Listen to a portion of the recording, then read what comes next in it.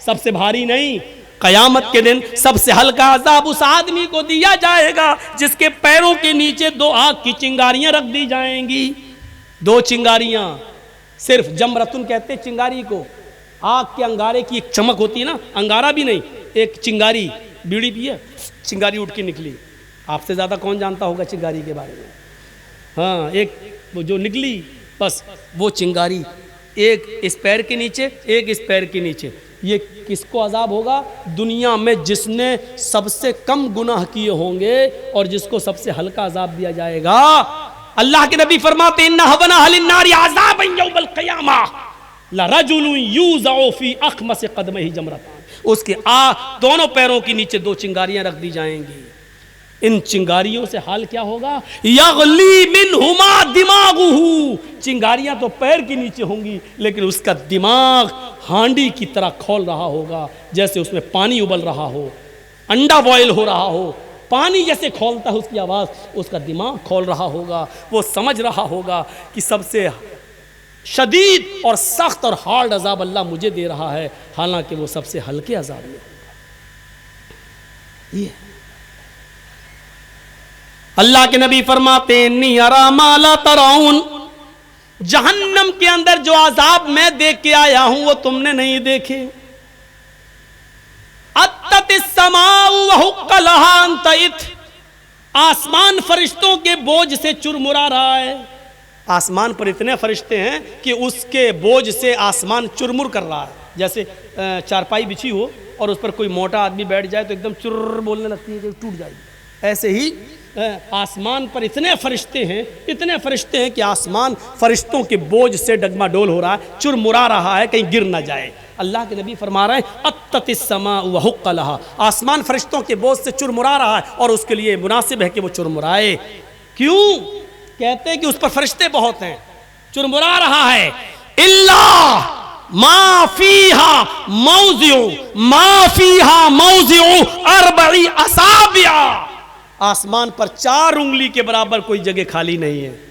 आसमान पर 4 उंगली, ये 4 उंगली ये होती है, ये इतनी, ये 4 उंगली, इतनी जगह पूरे आसमान पर इतनी जगह खाली नहीं है, ऐसी नहीं है।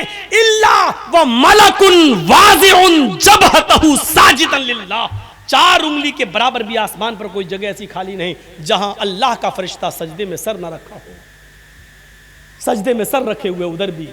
गौर करो, जमीन से कई लाख गुना बड़ा आसमान, लेकिन आसमान पर सजदे में 4 उंगली के बराबर जगह खाली नहीं है जहां फरिश्ते सजदा ना कर रहे हों। इबादत के लिए अल्लाह को हमारी ज़रूरत नहीं, फरिश्ते बहुत थे इबादत के लिए, लेकिन वो देखना चाहता है, इम्तहान ले रहा है। फरिश्तों ने तो मुझे देखा है इसलिए इबादत कर रहे हैं। मेरे बंदो, तुमने देखा नहीं, तुम इबादत करोगे क्या नहीं करोगे? वो देख रहा है, वो देख रहा है। इल्ला व मलकुन वाज़िउन जबहतहु साजिदन लिल्लाह। अल्लाह के नबी इसके बाद फरमाते हैं वल्लाहि लौ तालमून मा आलम लज़हिकतुम कलीलन व लबकैतुम कसीरा।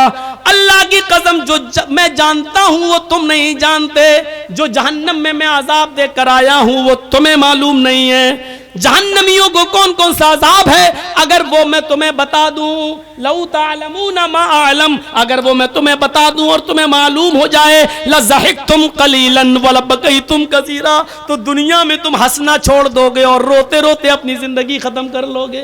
दुनिया में तुम हंसना भूल जाओगे और रोते रोते तुम अपनी जिंदगी खत्म कर लोगे। वला खरजतुम इला सौदात, और तुम जंगलों में चले जाओगे। वमा तलज़्ज़ज़तुम बिन निसा, अपनी औरतों को, अपनी बीवियों को भी छोड़ दोगे, उनके साथ रात नहीं गुजारोगे, उनके साथ तुम लज्जत हासिल नहीं करोगे, उनके साथ जिस्मानी ताल्लुकात खत्म कर दोगे।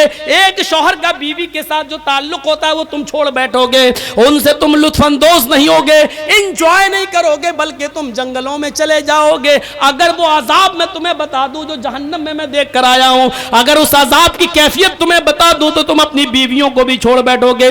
हंसना छोड़ोगे, रोते रोते जिंदगी खत्म करोगे, अपनी बीवियों को छोड़ोगे, वला खरजतुम इला सौदात, और जंगलों में चले जाओगे, तजरून इलल्लाह, और अल्लाह अल्लाह करते करते वहीं पर तुम अपनी जिंदगी खत्म कर लोगे, फिर घर की तरफ पलट कर नहीं आओगे। ये जहन्नम का अजाब है। हमें डरना चाहिए जहन्नम के अजाब से। 12:45 हो चुके हैं।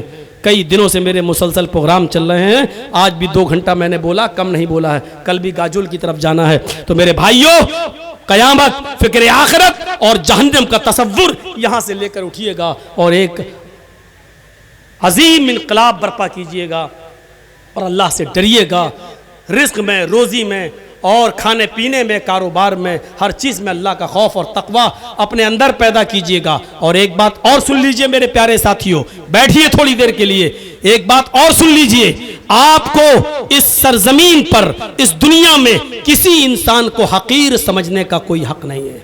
चाहे वो इबादत करता हो या ना करता हो, नमाज और रोजे का पाबंद हो या ना हो, आपको किसी को बुरी नजर से देखने की जरूरत नहीं है। आपको शायद याद होगा, अल्लाह के नबी सल्लल्लाहु अलैहि वसल्लम के पास यह मसला पूछा गया, अल्लाह के नबी, मेरे मोहल्ले में, मेरे गांव में एक औरत ऐसी रहती है जो 5 वक्त की नमाज पढ़ती है, तहज्जुद भी पढ़ती है, इबादत गुजार भी है, लेकिन उसके पड़ोसी उससे खुश नहीं रहते। अल्लाह के नबी ने क्या फरमाया?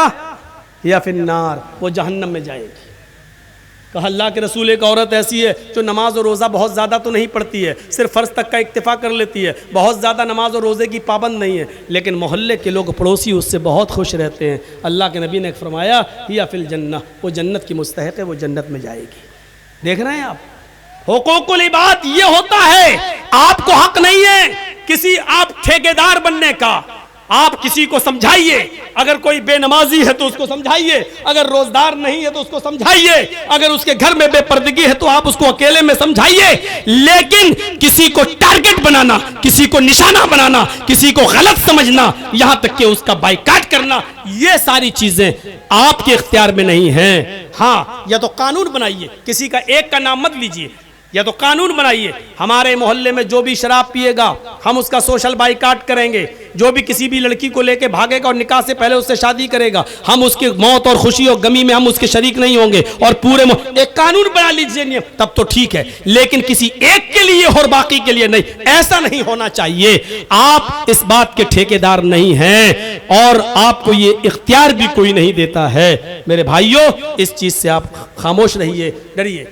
हज़रत आयशा ने इतना ही तो कह दिया था, अल्लाह के रसूल वो देखिए वो नाटेकत की आ रही है, आपकी बीवी हफ्सा वो देखो कितनी नाटी है। तो अल्लाह के नबी ने क्या कहा था? आयशा, आज तुमने इतने जहरीले जुमले बोले हैं, अगर इस जुमलों को समंदर में डाल दिया जाए तो पूरे समंदर का पानी कड़वा हो जाए। आप किसी के बारे में इतने बुरे जुमले मत बोलिए, पता नहीं कब अल्लाह ताला उसको हिदायत दे दे और कब वो सही रास्ते पे आ जाए। इसलिए कोशिश कीजिए कि उसको सही रास्ते पे लाया जाए, लेकिन किसी को इतना टारगेट मत कीजिए कि वो शर्म महसूस करने लगे निकलने में। आपको मालूम है कितना एहतियात होता था।